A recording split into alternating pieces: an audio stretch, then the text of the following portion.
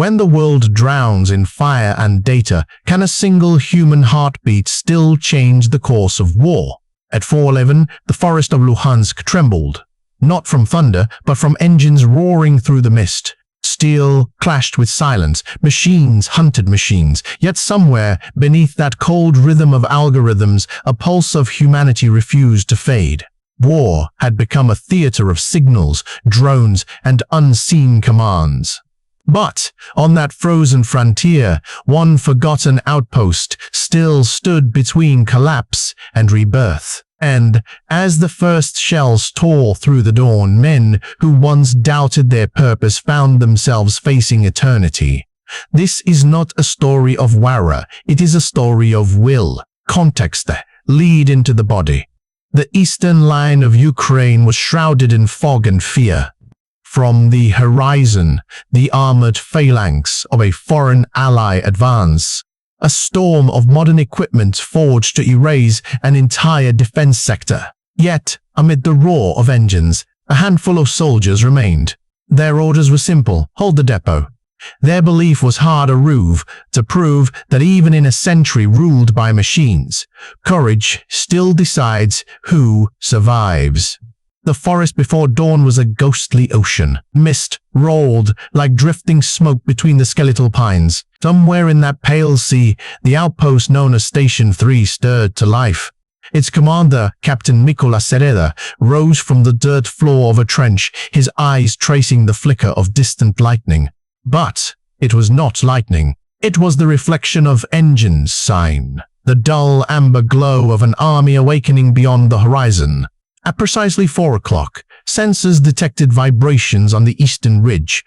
Within minutes, the ground began to quake. From the fog emerged the first silhouettes, massive, dark, and relentless. 60 armored vehicles in 3 parallel columns, their headlights dimmed, their turrets rotating in slow unison. They were not Russian. Their outlines were boxier, older, foreign. North Korean, Mykola murmured, tightening his gloves. Behind the tanks followed convoys of engineering vehicles, each carrying heavy drills and explosive breaching charges. Overhead, the steady hum of reconnaissance drones pulsed through the mist. Their infrared eyes scanned every pocket of shadow. The air vibrated with data and static. Activate the Punisher network, Mykola ordered. His voice was low but sharp, the kind that cut through noise without rising. Yes, Captain, replied Corporal Dennis, typing commands into a rugged tablet.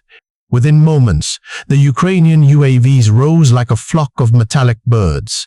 Small, swift, almost invisible against the morning haze. They streamed north and east, their lenses already feeding coordinates to the battery command. In the operations dugout, the digital map flared with movements, red icons blooming across the screen. 3 battalions, Dennis whispered. They are heading straight for the depot. Good, Mykola said. Then they will come to us. The first artillery exchange began at 4:30.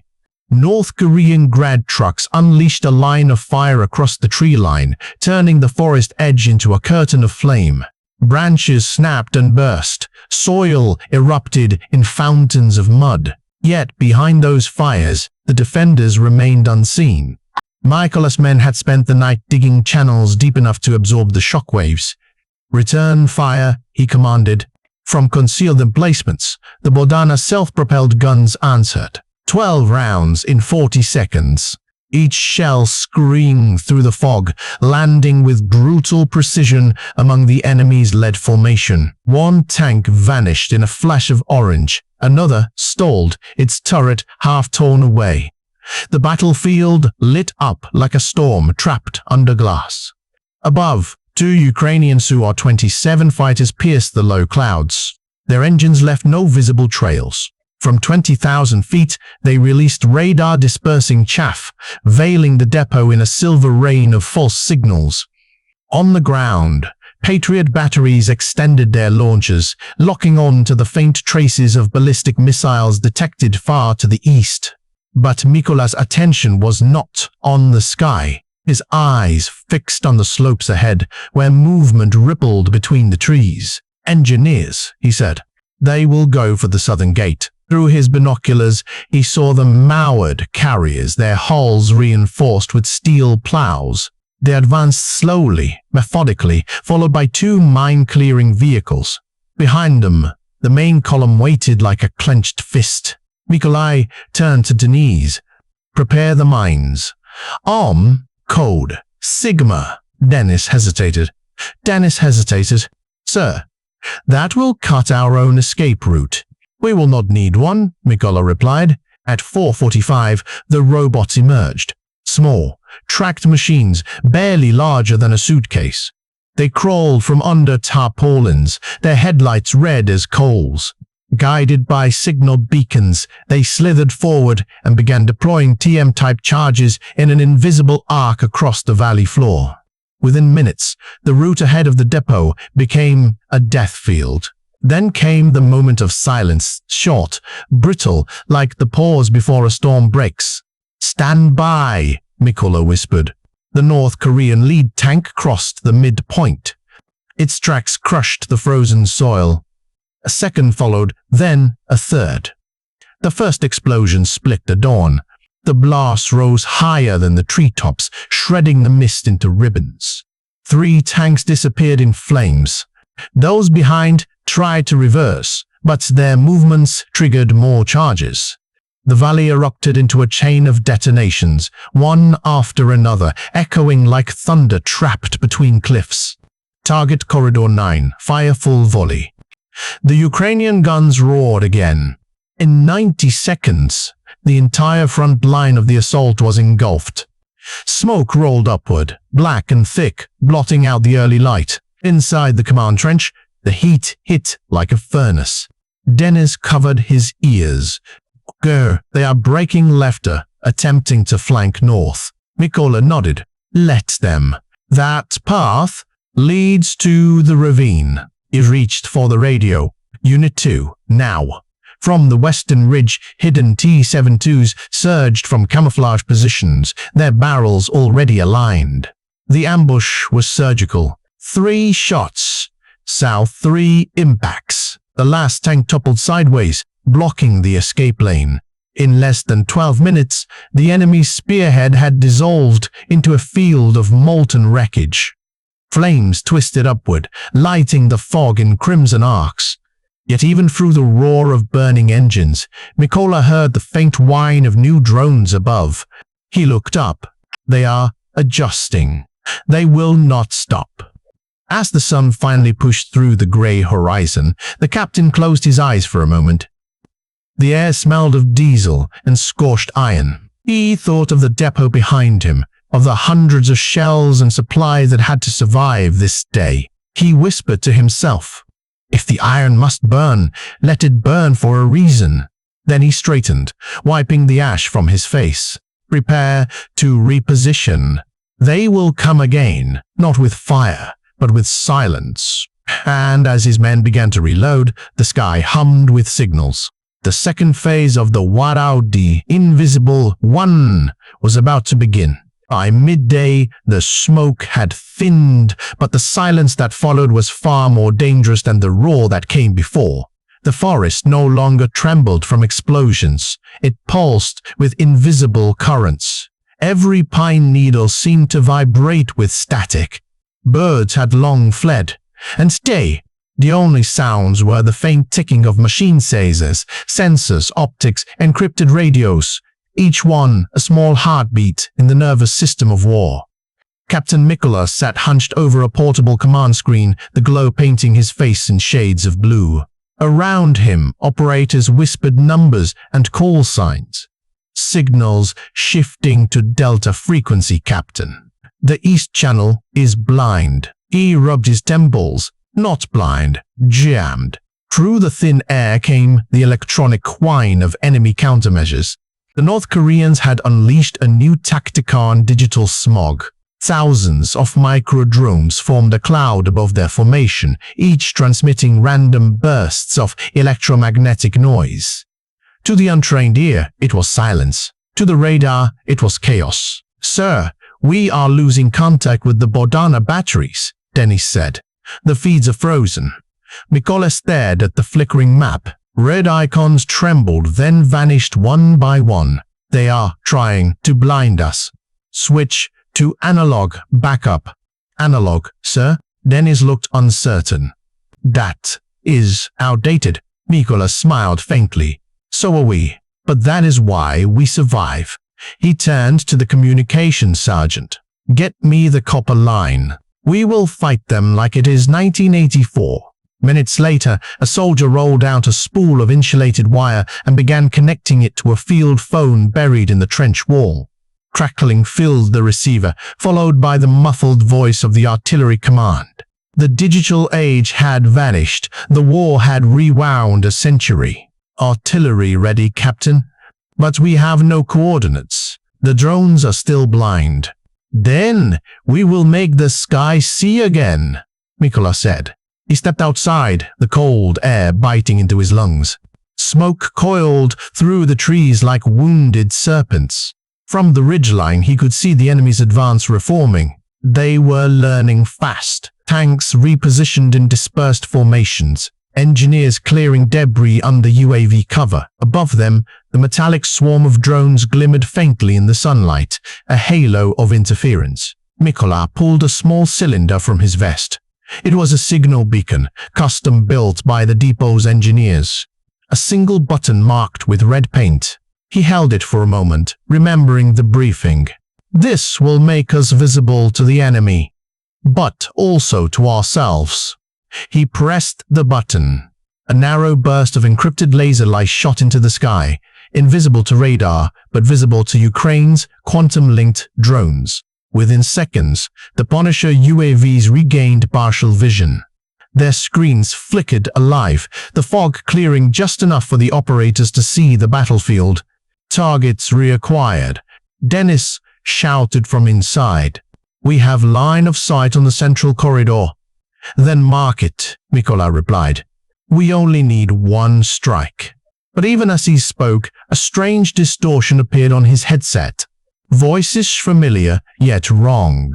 It was his own transmission, replayed and twisted. Captain Mykola Sereda. Mark it, mark it.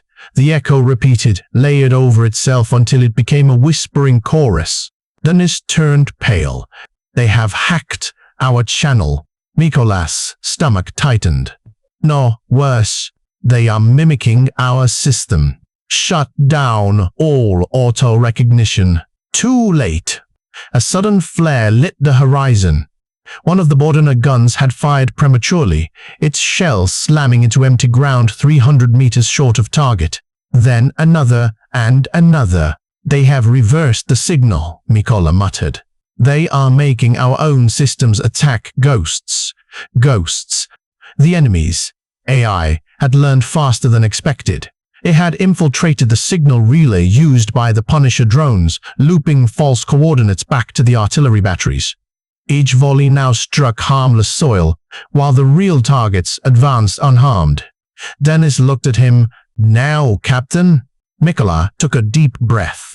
We turned their intelligence against them. He reached for the backup console, a bulky device wired directly to the drone command node. If their AI is reading our signal, then it is also reading our trap. He began inputting a series of decoy coordinates, deliberately structured to appear authentic. Every false data point pointed toward one specific valley north of the depot, an area already abandoned and filled with pre-laid demolition charges. Send these coordinates to the network, he ordered. Dennis hesitated. Sir, the system will think we are targeting our own territory. That is exactly what I wanted to think. The digital warfare resumed. Across the sky, invisible frequencies collided like storms. The enemy AI intercepted the Ukrainian feed and redirected its artillery support to bombard the coordinates. From the trench, Mykola could see the distant flashes, dozens of explosions ripping through the northern valley. They are hitting the decoy, Dennis shouted. A smile ghosted across Mykola's face. Let the machines fight each other. We will handle the rest. He turned to the comms sergeant. Activate the mines along Sector 4 and deploy the autonomous crawlers. Tiny tracked robots scurried out once more, dragging cables through the mud. Each was fitted with an old analog detonator immune to electronic interference. They moved in formation, silent and patient, weaving a new web of steel beneath the fog. For 2 hours, the battlefield became a labyrinth of confusion. UAVs looped in broken circuits, their feeds corrupted by overlapping firewalls. The Koreans' digital smog thinned, replaced by bursts of their own misfires. At one point, their frontline tanks opened fire on their support convoy, deceived by corrupted IFF codes. "Sir," Dennis said softly, watching the map. "They are destroying themselves." "Not yet," Mykola answered. "We need to finish it properly." He raised his binoculars again. Amidst the chaos, a larger silhouette emerged, an armored command vehicle bristling with antennae, parked near a cluster of artillery pieces. "That is their node," he said. "If we take that out, their entire network collapses." "But our UAVs are nearly blind," Dennis reminded him.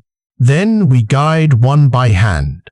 He grabbed a field controller and switched the feed to manual mode.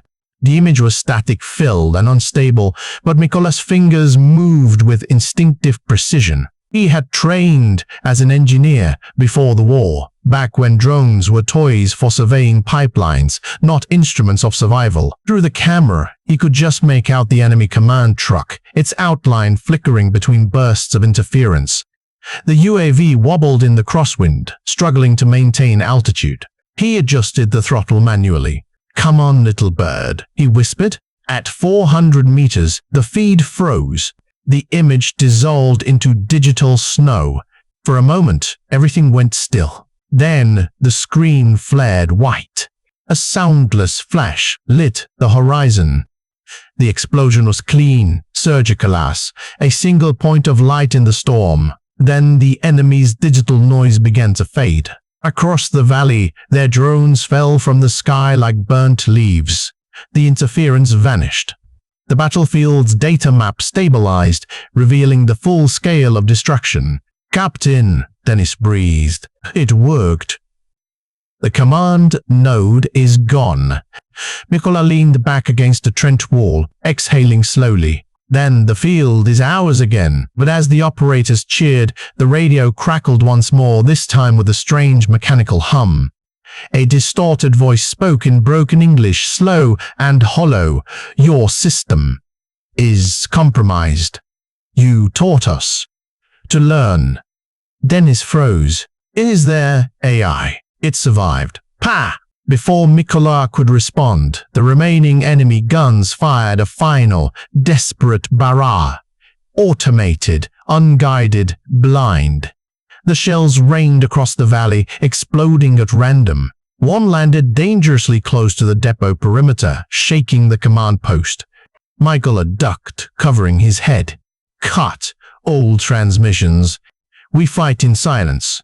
The world went dark. All lights, all screens, all signals sonessa off. Only the breath of soldiers and the distant thunder of dying machines remained. For half an hour, they waited. No more shells came. No drones buzzed overhead. The war had devoured its own voice. When they finally reconnected the analog line, the first sound to return was the soft crackle of wind through the trees. Dennis smiled faintly. "Silence again, sir." Mykola nodded. "The dangerous kind. The dangerous kind." He looked to the west, where the sky bled orange from distant fires. "They will not attack with data next time," he said quietly. "They will come themselves." And as the sun sank behind the smoking horizon, the forest of Luhansk braced for nightfall once more, where machines would sleep and men would fight alone. Night fell over Luhansk like a heavy curtain, smothering the last embers of day.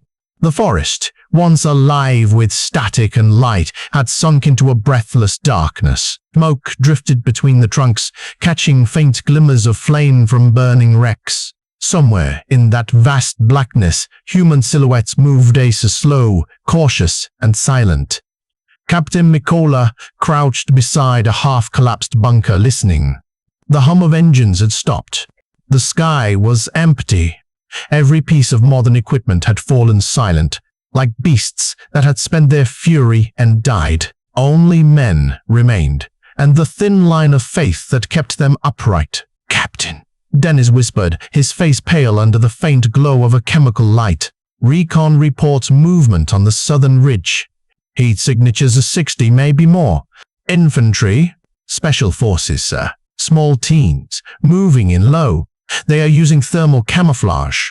Mykola exhaled slowly. He had expected this. He had expected. Then, the final phase begins. They will come for the depot on foot. He stood, brushing dirt from his coat. "Tell the patrols to fall back to the inner perimeter. Keep the optics running on short bursts only. No continuous scanners. We will not reveal our position." As Denise moved off, Mykola looked toward the horizon. The enemy would be ghosts in this darkness, invisible even to thermal sensors. But he also knew the land better than they did. Every gully, every root and fallen log was etched in his memory. The minutes stretched, and the thunders, the forest whispered with the sound of shifting branches. Then, faintly, a rustle too measured to be the wind. "Sector 4, Mykola murmured into his radio. "Old fire, until confirmed." Through his night scope he saw them, figures sliding between trees, their outlines blurred by adaptive camouflage. They carried short carbines and pocket drones, releasing them like fireflies that glowed only in infrared. One of the tiny drones drifted dangerously close to Mykola's position. He froze. The device hovered, scanning the trench line. Then, as if confused, it turned away. The interference field from earlier battles still lingered, distorting its sensors. He used that moment. "Engage on my mark." A single flare burst into the air, turning the forest silver. Shadows of men froze mid-step. Then the silence shattered.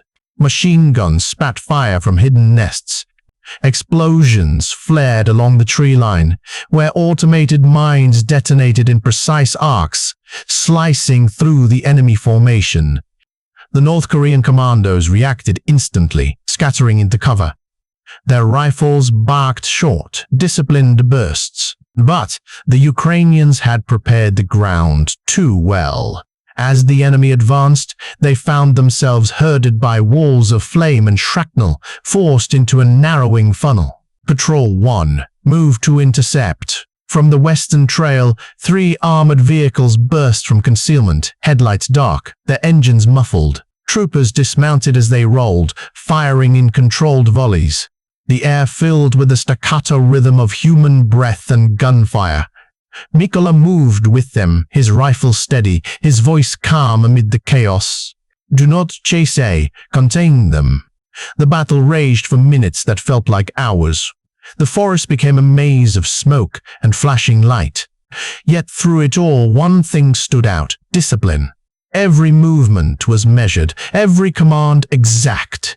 It was no longer a clash of machine sass. It was the test of nerves and will. Then came a new sound, the unmistakable thump of helicopter rotors approaching from the west. Mykola looked up to see the dark silhouette of a Mi-24 hovering low, its floodlights cutting through the haze like pillars of fire. The sight lifted the soldiers' spirits. "Night Hunter is here," someone shouted, and the gunship unleashed a burst of tracer fire, carving a luminous path across the battlefield. Explosions bloomed among the enemy ranks, scattering them deeper into the woods. But even as it struck, the Mi-24's pilot kept his fire high, careful to avoid friendly lines. The precision was surgical. Mykola used the brief chaos to advance. He and his squad pushed through the smoking undergrowth until they reached the remnants of the enemy formation. 2 wounded commandos lay among the roots, their camouflage torn, their weapons discarded. One of them tried to lift his head. Mykola raised his rifle, then hesitated. The man's eyes were not defiant. They were terrified. It was barely 20. "Denise," Mykola said quietly, "call the medics." Dennis looked startled. "Sir, They are the enemy. So were the flames, and yet they lit our path, Mykola replied. Minutes later, the medics arrived. Among them was Alina, the youngest in the unit, her uniform streaked with soot and blood. She knelt beside the wounded commando, speaking softly in halting Korean phrases she had learned from prisoners. Her hands moved fast and sure, wrapping bandages, checking pulses. Mykola watched in silence. Around them, the forest still burned, but the firelight turned her figure into something almost sacred, a quiet defiance against the madness of the world. "Captain," Dennis said, voice low. "We have secured the perimeter. Remaining hostiles are retreating east."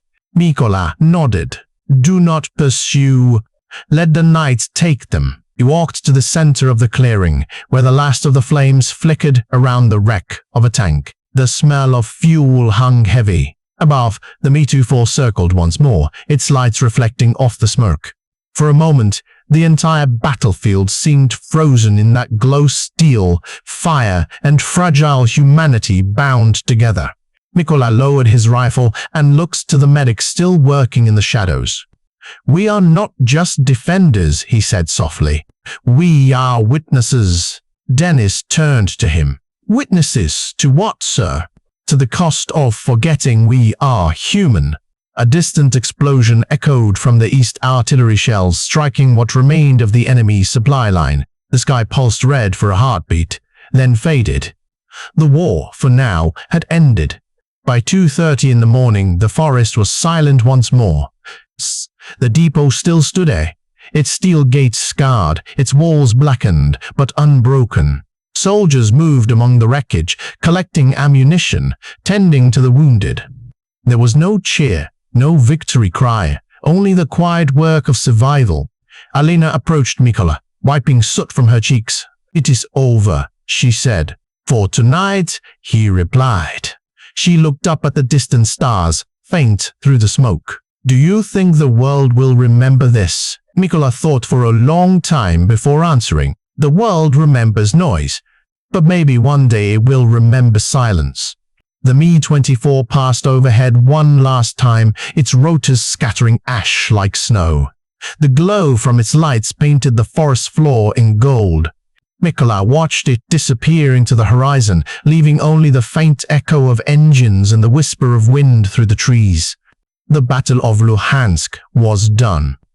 What remained was neither triumph nor tragedy.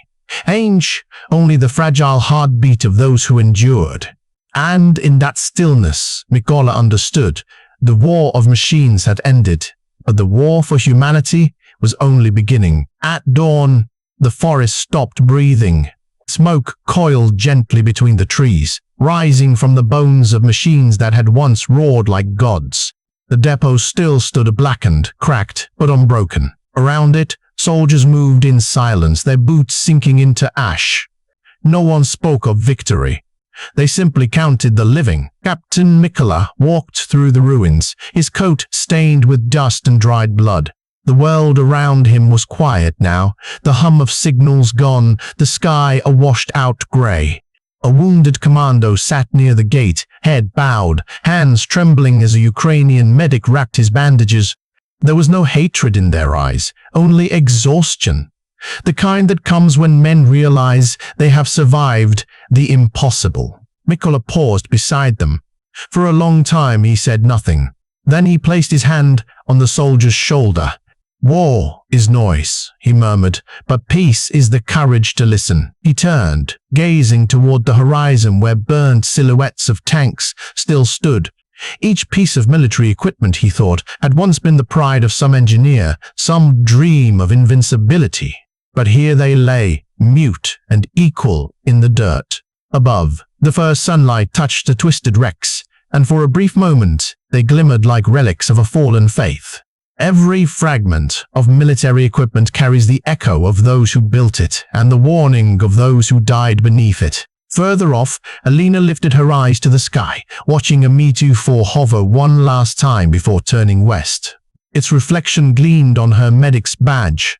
Mykola followed her gaze. Perhaps military equipment is not forged only from steel, he thought, but from the hope that someday we will no longer need it. The radio crackled faintly behind him now, just a whisper of static, like breath returning to the world. Mikola looked once more at the men and women around him, at the quiet defiance in their faces. "Let it be remembered," he said softly, "that even here, among fire and machines, we chose to remain human." He raised his hand to his brow in a slow salute. The wind carried the sound away, scattering it through the trees like the final note of a requiem. Peace, freedom,